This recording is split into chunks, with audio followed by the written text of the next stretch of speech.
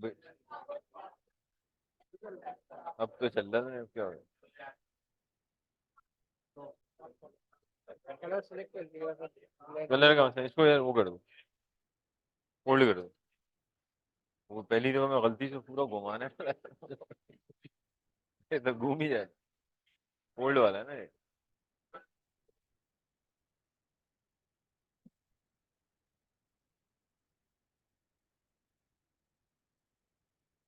बिस्मिल्लाहिर्रहमानिर्रहीम। बेटा प्लीज पढ़ लेते हैं। यार इसकी आवाज थोड़ा तेज कर दो यार। आवाज, आवाज। बेटा ये पीछे प्लीज बैठे हुए हैं। बेटा अफ्तारी के टाइम में काफी टाइम है अभी, थोड़ा सा पढ़ लेते हैं। बेटा अब जागे लोग, ये इलाज है इनका माशाल्लाह। चलें स्टार्ट ले लेते हैं, बिस्मिल्लाहिर्रहमानिर्रहीम। बेटा हम अपना पहला आईएएस स्टार्ट ले रहे हैं, ठीक है जी। व्हाट्सएप पे हमने शेयर कर दिए, वरना मिल जाएगा, वरना देखते रहें। प्लस कैब 5 के अंदर बेटा ये जो आपने देखा होगा हमारा माशाल्लाह फोटोकॉपियर, नहीं देखा आज देख लेना। उनके पास मेरी एक कंपाइल बुक होती है कैब 5 की, वो ले लीजिएगा, हार्ड कॉपी आ जाएगी आपको। सही। अच्छा बेटा प्लीज सुनिएगा, IS-21 सब ब्लू चल रहा है, ठीक है। कलर भी ब्लू, अल्लाह माफ।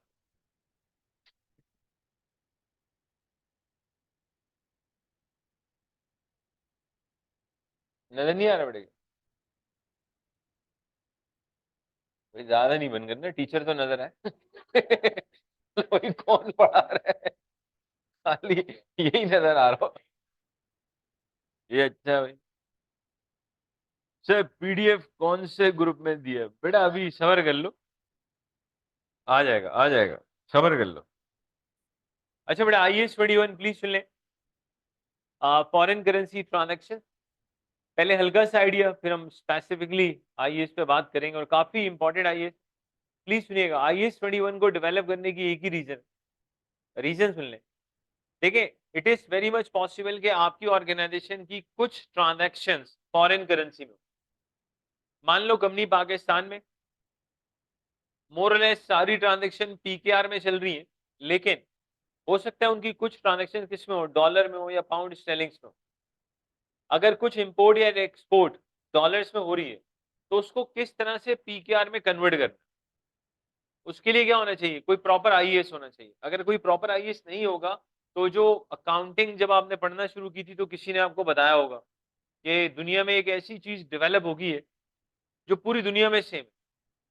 आप यहाँ जिसको एसिड कह रहे हैं, तो अमेरिका में जो पढ़ रहा है वो भी उसको एसिड ही बोलेगा। हमने पहली दफा ये सुना, आई वॉज वेरी एक्साइटेड। अबे बाद में मुझे पता चले तो हर चीज में सेम होता है यार, ये क्या बात बोली आपने। मैथ्स में भी तो चीजें सेम होंगी, फिजिक्स में भी तो सेम होगी, लेकिन उन्होंने अकाउंटिंग को बड़ा बताना था, तो उन्होंने कहा ऐसी चीज डेवलप होगी है जो पूरी दुनिया में सेम है। तो बाद में हमें आइडिया हुआ ऐसा नहीं है, हर चीज ही सेम होती है। तो कोई आईएएस होना चाहिए जो आपको बताए कि फॉरेन करेंसी ट्रांजेक्शन के साथ डील करना कैसे। तो आईएएस आ गया भाई, IS-21। अब IS-21 में कुछ कॉन्सेप्ट्स हैं जो आपके बड़े तगड़े होने चाहिए, फिर स्लोली एंड ग्रेजुअली हम न्यूमेरिक्स की बात करें। IS-21 में एक कॉन्सेप्ट है जिसका नाम है फंक्शनल करेंसी। कौन सी करेंसी में? अब सुन ले। देखिए, फंक्शनल करेंसी का मतलब होता है currency of primary economic environment in which entity operates, ये सब लिखा हुआ है, मिल जाएगा। फंक्शनल करेंसी मतलब क्या? Currency of primary economic environment in which entity operates. मेरे ख्याल से आसान हो रही है, एक मिनट रुक जाता।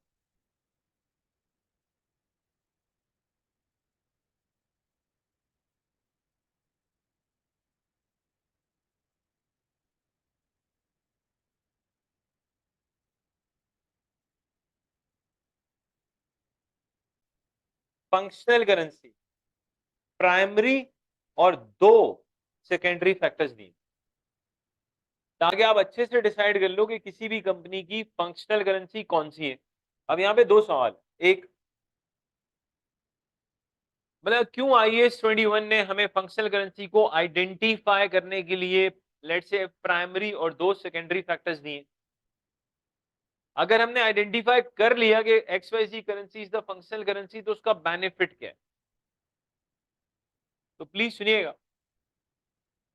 पहला कॉन्सेप्ट कि IAS ने क्यों हमें इतने फैक्टर्स दिए जिसपे हम बात करने वाले हैं, प्लीज सुनना।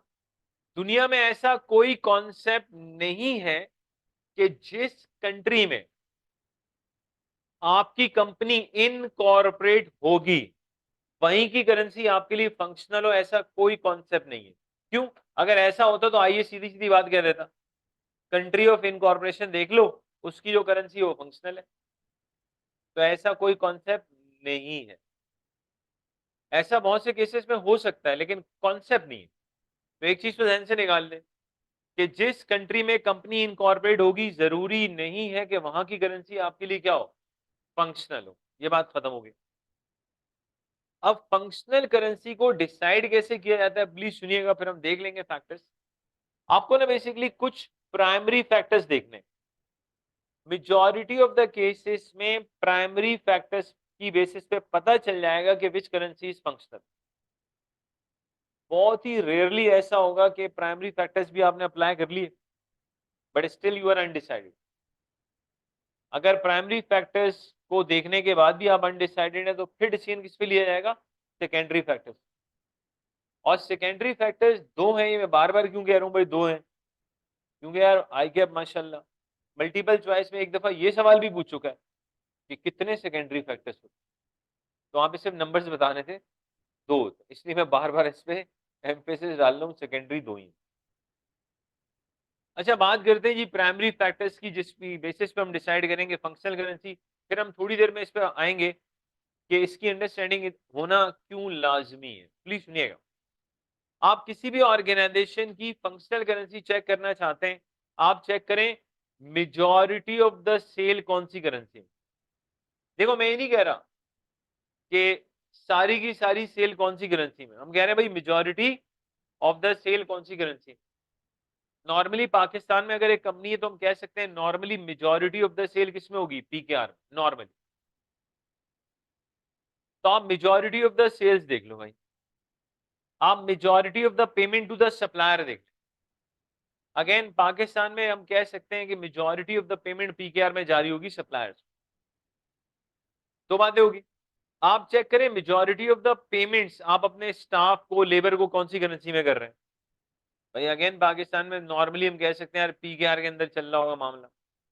एक्सेप्शन हर जगह हो सकती है कि किसी XYZ कंपनी ने बाहर से कोई टॉप किस्म का बंदा बुला लिया, उसने कहा भाई मैं तो पेमेंट ही डॉलर्स में लूंगा। अबे इक्का दुक्का पेमेंट से थोड़ी कुछ होता है, मेजॉरिटी को देखेंगे ना। कंपटीशन कौन सी करेंसी में डिटरमिन हो रहा है, भाई पाकिस्तान में तो नॉर्मली कंपटीशन PKR में ही चल रहा होगा। ऐसा थोड़ी होगा एक बंदा बोल रहा है 20% डिस्काउंट दूंगा, आप पहुंच गए, उसने कहा बेटा ये 20% डिस्काउंट डॉलर के ऊपर है, और उसके बाद जो प्राइस आ रही है आपने तो बहुत ज्यादा आ रही है, तो बहुत ज्यादा है। मतलब बेटा हम इतने भी एडमिशन देंगे, मतलब एक पेपर की $1000 फीस है, 20% डिस्काउंट 800 निकाल लिया। अबे आपने पूरा मोहल्ला थोड़ी पढ़ने आ रहा है, मोहल्ले में मैं अकेले ही कर रहा हूँ सीए भाई, बाकी तो बीकॉम वाले। बोला आप, बोले मैं तो बीकॉम कर चुका हूँ, सीए साथ में कर। तो पॉइंट ये मेरे भाई, पाकिस्तान में कंपटीशन किस पे होगा, ठीक है। अच्छा रेगुलेटरी अथॉरिटी, मान लो आपका कोई ऐसा बिजनेस है, मान लेते हैं ठीक है, जिसमें भाई कोई रेगुलेटरी अथॉरिटी प्राइसेस डिसाइड करती। जैसे यहाँ वेंडर होते हैं ना, फ्रूट के वेंडर, उनके पास एक लिस्ट आती है, PKR में आएगी ना, डॉलर में थोड़ी आएगी, अजीब से हो जाएंगे। वो लिस्ट आती जरूर है लेकिन फॉलो नहीं होती, मादर नजर भी नहीं आती। अगर कोई गवर्नमेंट का बंदा आ जाए तो फिर लिस्ट बताते हैं, सर ये लिस्ट देख ले, आप उसके अकॉर्डिंगली तो बेच ही नहीं, बोले लिस्ट लेट आई है इस वजह। लेकिन लिस्ट आएगी किसमें, PKR में। तो मान लो आपका कोई ऐसा बिजनेस है जहां कोई रेगुलेटरी अथॉरिटी प्राइसेस डिसाइड करती है, तो भाई हमारे यहाँ सब किसमें चल रहा होगा, PKR में। ये सारी जो मैंने एग्जांपल्स आपको दिए सारे primary indicators. Majority of the sales देख लें कौन सी करेंसी में, majority of the payment to the supplier आप कौन सी करेंसी में कर रहे हैं? नॉर्मली आप अपने एम्प्लॉइज को, लेबर को कौन सी करेंसी में पेमेंट कर रहे हैं भाई? कंपटीशन कौन सी करेंसी में डिटरमिन हो रहा है? रेगुलेटरी अथॉरिटीज अगर प्राइसेस डिसाइड करती हैं तो कौन सी करेंसी में वो प्राइस को क्या करती हैं? डिसाइड करती हैं। अब यहाँ पे एक चीज समझिएगा, समझना। अज्यूम करते हैं कि एक कंपनी है which is incorporated in Pakistan. जबरदस्त, इनकॉर्पोरेट कहां पर हुई? पाकिस्तान में। आप उनकी बुक्स देख रहे हो, ऑडिट पे चले गए, माशाल्लाह। ऑडिट में जाने का मतलब ये कि कैफ माशाल्लाह हो गया, जबरदस्त। आपने बुक्स देखी, आपको थोड़ा अजीब सा लगा, बोले यार ये क्या चल रहा है भाई? आप हो पाकिस्तान में, ये सारी बुक्स कौन सी करेंसी में बना दी हुई? ये रिंगिट क्या कर रहे हैं आप? Malaysian currency. तो आपने मजीद कंपनी के बारे में पढ़ा तो आपको पता चला उनका प्रोडक्शन प्लांट मलेशिया में, केएल के अंदर, कोलालमपुर। क्या बात है, ठीक है, केएल के अंदर है भाई, प्रोडक्शन प्लांट वहां पर है। अच्छा, उनकी sales, majority of the sale वहीं पर हो रही है, रिंगिट के अंदर। स्टाफ भी सारा तकरीबन वहीं पर है, पेमेंट भी किस में जा रही है? रिंगिट में। इनकॉर्पोरेट पाकिस्तान में हुए, लेकिन अपने सारे ऑपरेशन कहां चला रहे हैं? मलेशिया में। समझ में आ रही बात? तो भाई हम कहेंगे आपकी फंक्शनल करेंसी पीकेआर नहीं हो सकती। अच्छा है रिंगिट के अंदर बुक्स बनाई। हाँ, जब उस कंपनी की बुक्स पाकिस्तान स्टॉक एक्सचेंज जाएंगी, वहां पीकेआर में जाएंगी। तफरी नहीं चल रही, मैंने हल्का हाथ। तो पॉइंट क्या है, एक कंपनी जो कि इनकॉर्पोरेट पाकिस्तान में हो रही है, लेकिन यार जब हम उसको स्टडी कर रहे हैं तो हम कह रहे हैं नहीं यार, मतलब आपकी फंक्शनल करेंसी क्या नहीं है? पीकेआर नहीं है। बात समझ में आ रही? प्रोडक्शन मलेशिया में, सेल्स वहीं पे, मेजॉरिटी स्टाफ की पेमेंट भी रिंगिट के अंदर चल रही है। तो हमने प्राइमरी फैक्टर्स को देखा और हमने कहा नहीं यार, आपकी करेंसी फंक्शनल क्या नहीं है? पीकेआर नहीं है। तो एक कॉन्सेप्ट समझ में आ रहा है, इट इज नॉट नेसेसरी कि जिस कंट्री में आपकी कंपनी इनकॉर्पोरेट होगी वहां की करेंसी आपके लिए क्या हो? फंक्शनल हो सकती है, मोस्ट ऑफ द केसेस में होगी, लेकिन जरूरी नहीं है, बस ये बताना चाह रहा हूं भाई। ठीक है, काफी पुरानी बात है, it happened with me. Maldives की जो करेंसी है ना वो है रुपया। ठीक है, बहुत पुरानी बात है। उस वक्त क्या था, पाकिस्तानी 16 रुपीज एक रुपया के बराबर थे। तब भी वो एक स्ट्रॉन्ग करेंसी है ना। 10 साल पुरानी अगर बात करूं, हमारे 16 रुपीज, उसका 1 रुपया, तो वो तो स्ट्रांग हुआ। अब मालदीव्स में बेसिकली मेजोरिटी जो आइलैंड के ऊपर ही ठहरते हैं। पहुंच गए भाई एक एक्सवाईजी आइलैंड, अब पेमेंट का टाइम आया, हमने निकाल के दिया रुपया, हमें थोड़ी यहाँ से रुपया लेके गए थे। अब उसको ऐसे देख रहे, मैं परेशान, मैंने कहा यार अल्लाह माफ करे, जाली वाली तो नहीं कोई नया मसला ये, क्योंकि हमारे यहाँ अगर नोट को 2-3 दफा देखो तो जो देता है बेचारा वो डाउट में आ जाता है, अल्लाह या अल्लाह रहम, कि जाली नोट तो नहीं आ रहा। यार उसने काफी देगा वेगा, तो यार वी डोंट डील इन रुपया। मैंने कहा भाई this is your country's currency भाई, वी डोंट डील। मैंने देन व्हाट टू डू? बोले 3 option, either make payment in dollars, euro या पाउंड। तो यहाँ पे हम पाकिस्तानियों का, वो पता है, कॉन्टीजेंसी जो प्लान होता है, बड़े बुजुर्ग समझा के बेचते हैं बच्चों को कि बेटा थोड़े बहुत डॉलर ले जाना, काम आ सकते हैं। तो ये वही मौका था जहाँ वो काम आए। मैंने शुक्र है भाई एक कॉन्टीजेंसी प्लान रखा हुआ है, मैंने ये ले डॉलर, मर तू साले, अपनी करेंसी मान नहीं रहा, तेरी नजर पड़ गई मेरे डॉलर्स में। हाँ, तो खैर जो भी दिल में बात है, ज्यादा तो बोल नहीं सकते थे, दूसरे का कंट्री है, नया मसला होता वही आइलैंड में छोड़ देते तो यही रहे। तो नया इशू है। लेकिन उस दिन मुझे पता चला, वो जो भी XYZ कंपनी है, रेस्टोरेंट चला रहे हैं, जो भी आइलैंड पे मौजूद है यार, मतलब कंट्री की करेंसी रुपया चल रही है, लेकिन उसमें डील कर ही नहीं रहे। बात समझ में आ रही? अच्छा, इसका बिल्कुल ऑपोजिट केस पाकिस्तान में, वहां से थोड़ी सी चीज हमने सीखी। पीसी बुर्बन, अच्छा हम वहां फ्री फंड में, उन्होंने एक अमाउंट बताते हैं ना पीसी बुर्बन वाले भाई, डॉलर में बताते इतने डॉलर, ऐसे अजीब पागल। उनको मैंने जब डॉलर्स में पेमेंट की, बोला नहीं हम पीकेआर में लेंगे। मैंने कहा ले ले भाई, वेबसाइट पे तो डॉलर आ रहा था। बोला नहीं। मैंने कहा अब क्या करूं? बोला सर जाए एक्सचेंज करा के लाए, हमें पीकेआर में दे। मैंने कहा ये ठीक है भाई। तो पॉइंट बड़ा सिंपल था हमारे पास, क्या, जहां कंपनी इनकॉर्पोरेट हुई है, जरूरी नहीं है कि वहीं की करेंसी आपके लिए क्या हो, फंक्शनल हो। ये बात क्लियर हो रही है भाई? जैसे आप लोग हैं माशाल्लाह, ठीक है, आप सब माशाल्लाह पीकेआर में चल रहे हैं फुल टाइम। अब हो सकता है कल को आप बहुत ज्यादा ही मेहनत करें और किसी उल्टे सीधे कंट्री की इमिग्रेशन ले लें, ठीक है, आपने इमिग्रेशन ले ली और फिर आप वहीं के हो गए, फिर आप 5-10 साल के बाद पाकिस्तान आएंगे, आप थोड़े अजीब से होंगे, बाकियों को तब चढ़ रही होगी आपके ऊपर, आप वैसे ही नॉर्मल चल रहे होंगे, उनको लेकिन तब चढ़ रही होगी। पहले तो आप आएंगे नहीं, आप कहेंगे मुझे डर लगता है। अबे ले भाई, जहां तूने इतने इतने 20-25 साल गुजार लिए, अब 5 साल में वहां वापस आने में डर लग रहा है, हालांकि बाहर 5 साल गुजारे, पहला तो ये जहन में आएगा। अच्छा, अब जब आ जाएंगे आप, तो अब आपका शॉपिंग करने का तरीका चेंज हो जाएगा, प्रोवाइडेड एयर की चेंज हो, नॉर्मली हो जाता है। अब हम मतलब वहां पर 20-30 हजार वाली चीज यूं ले रहे होंगे, अबे कजन को तब चढ़ी हुई, बोले क्या कर रहा है भाई, अब बोले तो $100 भी नहीं है यार, बहुत सस्ता है यार। कजन बोला भाई 30 हजार रुपए तबीयत सेट है, आपने इट्स नथिंग। आप बेसिकली 30 हजार को डॉलर में कन्वर्ट करके देख रहे हो, ठीक है, यानी कि आप मेहनत करके लेट से करेंसी चेंज करने के चक्कर में, यार पीकेआर से किस में चले हैं, डॉलर्स। तो आपको बड़ा फायदा होगा अगर आप किसी कंट्री की इमिग्रेशन ले लेंगे, लेकिन एंड में जूते भी लगेंगे टाइट वाले, अल्लाह माफ करे, क्योंकि फिर तीसरी चौथी नस्ल में उल्टे सीधे लोग आएंगे, टोनी वोनी आ जाएगा, आप ऊपर होंगे अचानक से आपको कुट में इजाफा होगा, तो आप पूछोगे यार मैं तो बड़े लंबे अरसे से हूँ, मतलब एक नॉर्मल कुट चल रही थी, आज इजाफे की रीजन बता दो भाई, मैं तो कुछ कर ही नहीं रहा। बोला आपकी गुल है, टोनी आया तो बोला वो भी आपके खाते में। आपने कहा भाई टोनी आ गया, मैं तो अब्दुल्ला छोड़ के आया था। बोला अब्दुल्ला तक तो सब सही था, ये आगे चलते चलते टोनी आया, अल्लाह माफ करे। तो लिहाजा थोड़ा सा आपके लिए इजाफा। बोला जब तक अब्दुल्ला था तो आपके हालात अच्छे थे, अब्दुल्ला गया तो ये बाहर जाने के थोड़े से माजरत के साथ नुकसान भी हो, ठीक है, तो देख के कंट्री चूज कीजिएगा, वरना बाहर की पूरी दुनिया आपको वेलकम करने के लिए मर रही है इस वक्त, ये हालात चल रहे हैं, यकीन मान। किसी भी कंट्री पे हाथ रखे मुझे लगता है आपको किडनैप करके ले जाएंगे, ये हालात चल रहे हैं कि फौरन आ जाओ। ये अल्लाह ना करे बेटा, मैं क्यों जाऊंगा, ठीक है, अगर मैं बाहर जाता तो आपको कौन बताता कि बाहर जाने के नुकसान हाँ, मैं अल्लाह टोनी से बचाए मेरे भाई तो वापस आया,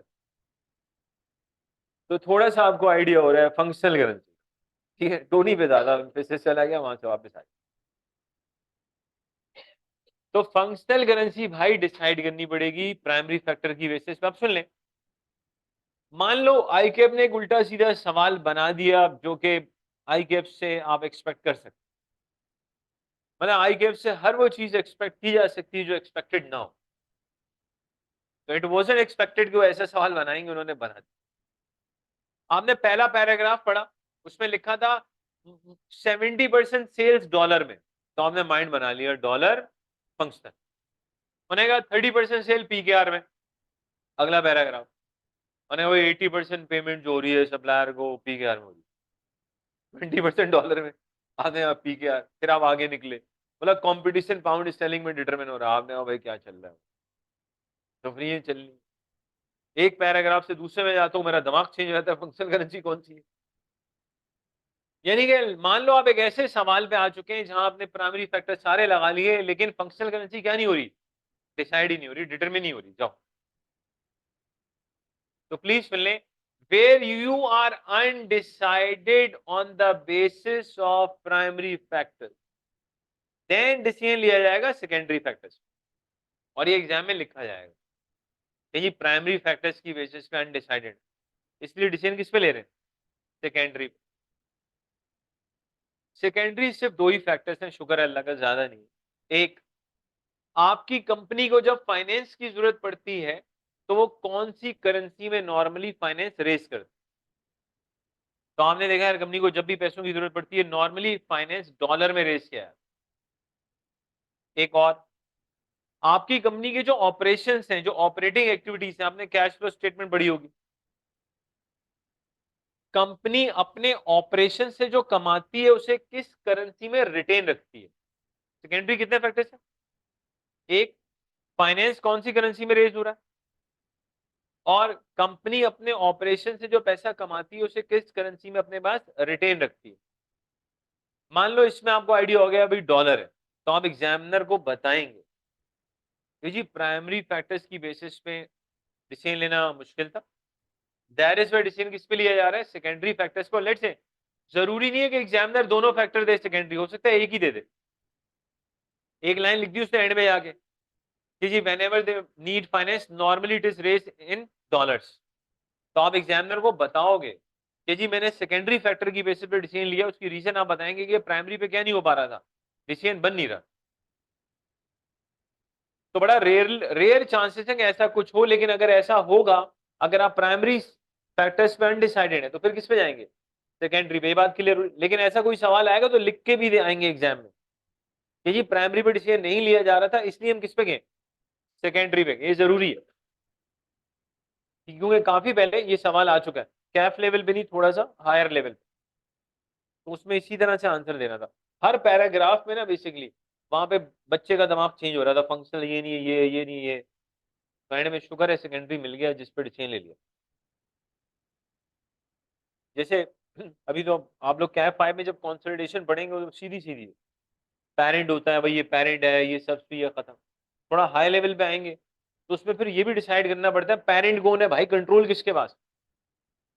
तो काफी पहले एक सवाल आया था, आगे ना हायर लेवल में, यकीन माने उसमें पेरेंट ही समझ में नहीं आ रहा था कौन। हर पैराग्राफ पे चेंज हो रहा था और नाम ऐसे थे दोनों कंपनी, पेरेंट और सब्सिडी, पड़ गई बच्चा पागल। एक का नाम था बेंटल, दूसरे का नाम था लेंटल। अबे बच्चे ने कहा मैं मेंटल भाई। अबे सालो, एक तो पेपर में बैठा हुआ हूं, ये कौन से नाम रखे, हर पैरा के ऊपर चेंज द चेंज। ये हरकतें कभी कभी हो जाती है, मादरत के। अच्छा अब सवाल कि भाई IAS 21 में फंक्शनल करेंसी को डिसाइड करना क्यों जरूरी है, ये भी तो सवाल है। मतलब प्राइमरी फैक्टर्स देखो, सेकेंडरी दो फैक्टर्स देख लो, सवाल why it is necessary to identify, to decide which currency is functional। Please सुन ले, IAS 21 सबसे पहले कहता है बेटा functional currency has to be only one. आगे ऐसी करेंसी आएंगी जो एक से ज्यादा हो सकती है, फंक्शनल सिर्फ क्या कितनी होती है, एक। डिसाइड कर लो, प्राइमरी फैक्टर लगाओ, सेकंड कुछ भी करो भाई, IAS क्या कह रहा है, फंक्शनल कितनी होंगी भाई, एक। बस तफरी नहीं चली। जैसे मैं इसकी एग्जांपल दूं टैक्स को लेके, क्योंकि माशाल्लाह आप लोग टैक्स भी पढ़ते हैं। अब मान लो एक बंदा है, ठीक है, उसकी एक अपनी प्रिंसिपल प्राइवेट रेजिडेंस है जहां वो रहता है। अब नॉर्मली उसमें कुछ कंडीशंस होती हैं, अगर वो मीट हो जाए तो उसको बेचने पे जो कैपिटल गेन होगा टैक्स नहीं देना। अबे तफरी थोड़ी चल रही है। एक बंदा कह रहा है सर मेरा घर हैदराबाद में भी है, गुलशन में भी है, और मैं क्लिफ्टन में भी रहता हूँ, मेरे 3 घर हैं। अबे टैक्स वाले कहेंगे तभी डिसाइड कर कौन सा मेन घर है। अगर वो नहीं डिसाइड करेगा तो फिर टैक्स वाला डिसाइड करेगा। तफरी थोड़ी चल रही है, 3 3 घरों पे सेम रूल लगा दे, तीनों के गेन एग्जाम कर दूं आप, क्या कर रहे हो तो भाई। तो एक, तो यहां भी कुछ ऐसा भाई, functional will have to be only one. अगला पॉइंट सुनिएगा भाई, भाई फंक्शनल का तो खुदा के लिए आइडिया हो जाना चाहिए, हो गया ऐसे नो। अच्छा भाई, an entity consider the following factors in determining functional currency that mainly influences sale prices for goods and services. This will often be the currency in which sales prices for its goods and services are denominated and settled, and of the country whose competitive forces regulation mainly determine the sale prices of its goods and services. The currency mainly influences labor, material, other costs of providing goods or services. This will often the currency in which such costs are denominated and settled. हमारे यहाँ तकरीबन सब कुछ PKR में चल रहा होगा। लेकिन बेटा अगर प्राइमरी फैक्टर्स पे आप अनडिसाइडेड है तो फिर आप किस पे जाएंगे, secondary. The currency in which funds from financing activities are generated, और the currency in which receipt from operating activities are usually retained. लेकिन मैं फिर बात करूंगा सेकेंडरी फैक्टर जो कि दो हैं, हम डायरेक्टली उस पे नहीं जाते, पहले हम किस पे रहते हैं, प्राइमरी पे रहते हैं, उसके बाद किस पे जाएंगे, सेकेंडरी। अब प्लीज सुनिएगा, पता लग गया यार फंक्शनल करेंसी क्या है। एक और करेंसी होती है फंक्शनल से हट के बात करती है, यहाँ कहीं नहीं लिख दे।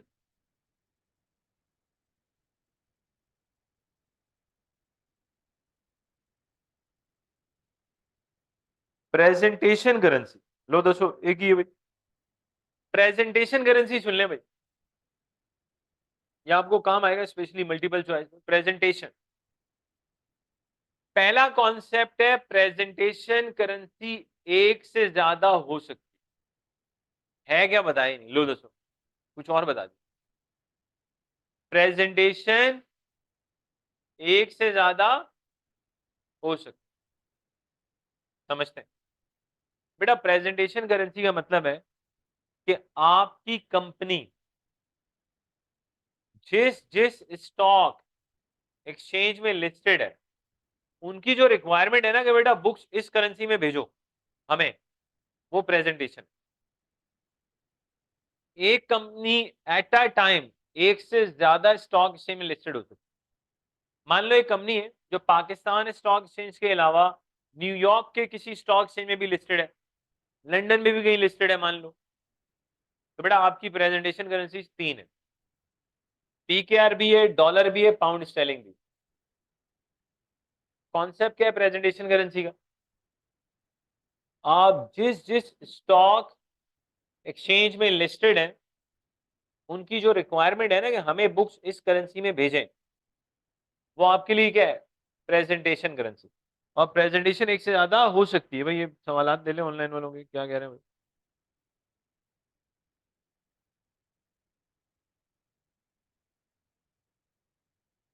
बेटा ऑपरेटिंग एक्टिविटीज से जो आप अपने ऑपरेशन से कमाते हैं, जो अपने ऑपरेशन से कमाते हैं, इसीलिए मैंने आपको कैश फ्लो स्टेटमेंट का रेफरेंस दिया था, उसको नॉर्मली कौन सी करेंसी में आप रिटेन रखते हैं, ये सेकेंडरी फैक्टर था। अच्छा प्रेजेंटेशन का कॉन्सेप्ट क्या बताएं, प्रेजेंटेशन एक से ज्यादा हो सकती है, और प्रेजेंटेशन करेंसी में मैं फिर रिपीट कर रहा हूं, पता कैसे करेंगे। आप अगर एक से ज्यादा कंट्रीज के स्टॉक से में लिस्टेड है, तो भाई सिंपली आपकी एक से ज्यादा क्या है, प्रेजेंटेशन करेंसी। लेकिन सुनिएगा बेटा, फंक्शनल फिर भी एक ही होगी, फंक्शनल नहीं होती एक से ज्यादा, क्योंकि इतना कुछ जो आईएएस ने बताया किस लिए बताया था, functional currency has to be only one, presentation एक से ज्यादा हो सकती है। जैसे मैं एग्जांपल दे रहा हूँ, उससे हट के हमारी एग्जांपल ऐसी होती है मादरत के साथ। मैं अपनी बिल्डिंग में ना लिफ्ट से नीचे उतर रहा था, बंदे से मैंने सलाम दुआ की, वैसे ही जानता हूँ मैं उसको। अब सलाम दुआ की, फिर मुझे वैसे ही मैं मस्जिद जा रहा हूँ भाई, मतलब सोचना नहीं चाहिए लेकिन मैं सोच रहा था, मैंने कहा इसकी दो प्रेजेंटेशन करेंसी बंदे की। यार ये क्या बात है? देखिए उसने माशाल्लाह 2 शादियां की, एक उसने बहुत तेज बंदा है, धमाक है, सिर्फ पैसा नहीं है, एक उसने पाकिस्तान में और एक आउटसाइड पाकिस्तान, ताकि फड्डे ही ना हो, विद इन पाकिस्तान तो आपस में ही फड्डे हो जाएंगे, ये तो नजर भी नहीं आया। तो यानी कि हम कह सकते हैं इस बंदे की प्रेजेंटेशन करेंसी इस महादरत के साथ दो है, फंक्शनल एक ही। अच्छा लेकिन थोड़ा सा ना इस्लामिक बंदा है, क्योंकि हर रमजान में ना पाकिस्तान आया, तो मतलब बाहर रोजे रखना मुश्किल है, तो रमजान तो यहीं गुजारता, और बड़ी ईद पे भी यहाँ आ जाता है, क्योंकि उसको पता है बाहर ईद का क्या हराम है, कुछ मजा आएगा। उस फैमिली को यहाँ नहीं लाता, इनको वहां नहीं लेके जाता, सुकून से जिंदगी गुजर रही है। लेकिन दोनों को पता है, ये इसने बताया हुआ है। तो लेकिन उसकी प्रेजेंटेशन करेंसी आप कह सकते हैं दो है, फंक्शनल क्या होगी भाई, एक ही होगी। इसके अकॉर्डिंगली चेक करेंगे कमा कौन सी करेंसी में। तो मेरे ख्याल से प्रेजेंटेशन अब थोड़ी ज्यादा आपको क्लियर हो गया, जरा अब समझना प्रेजेंटेशन, पता लग गया भाई प्रेजेंटेशन का, फंक्शनल का पता लग गया। अब असल पॉइंट, यार कब से क्या चल रहा है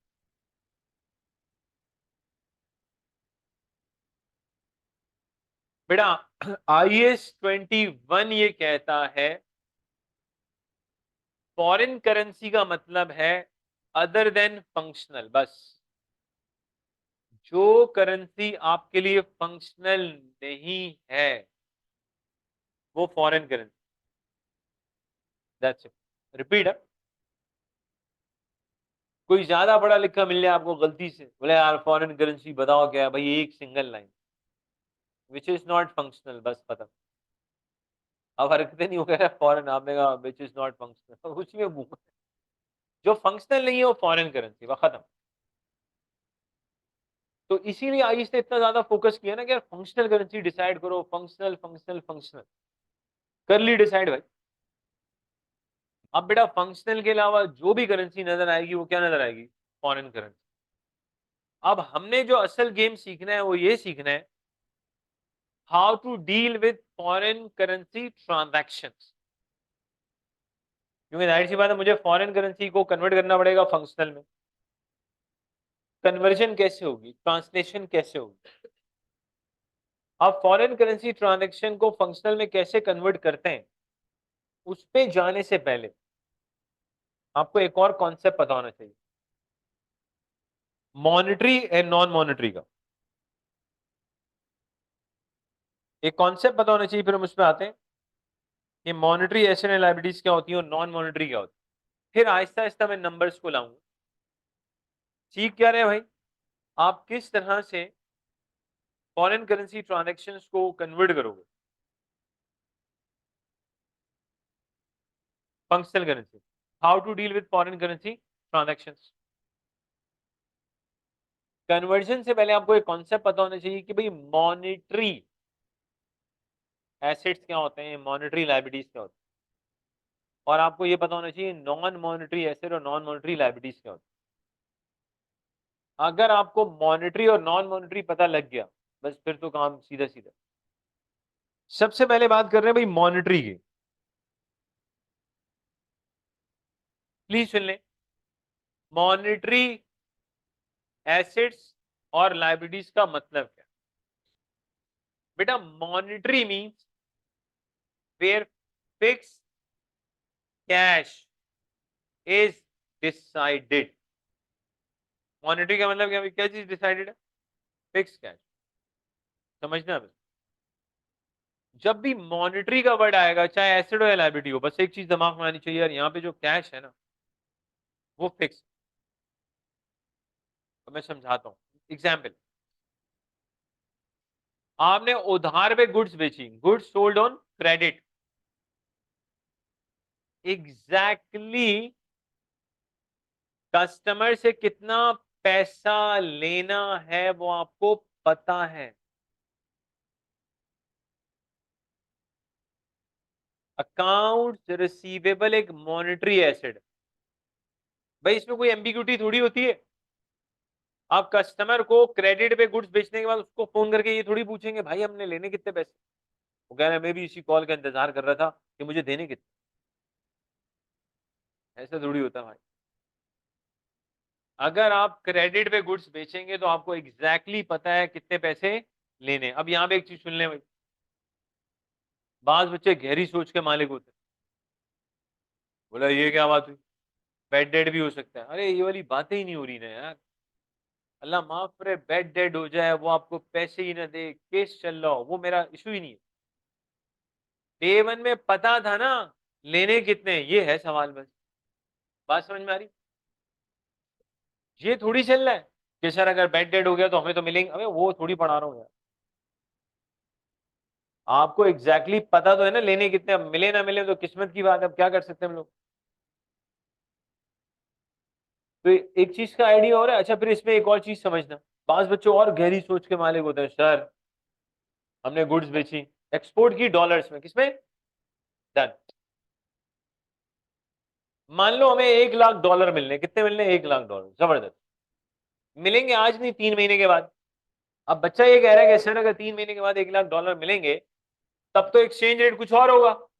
बात समझ में आ रही है, बच्चा कह रहा है आज एक्सचेंज रेट कुछ और है, जब पैसे मिलेंगे एक्सचेंज रेट कुछ और होगा, तो ये फिर मॉनेटरी कैसे हुआ। अबे भाई डॉलर में तो 1 लाख ही लेना है ना, यस या नो।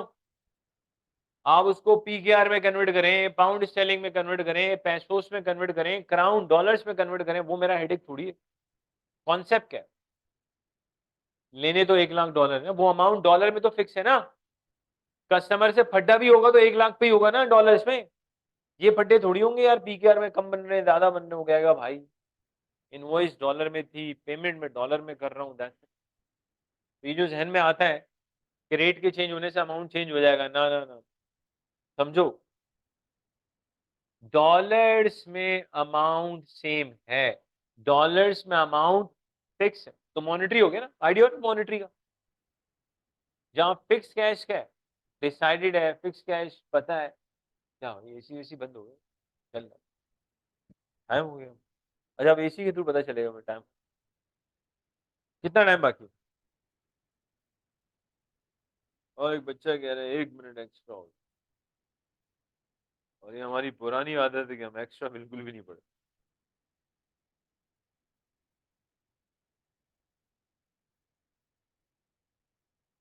चले बेटा फिर आज थोड़ा कम ही कर लेते हैं एज यूजुअल।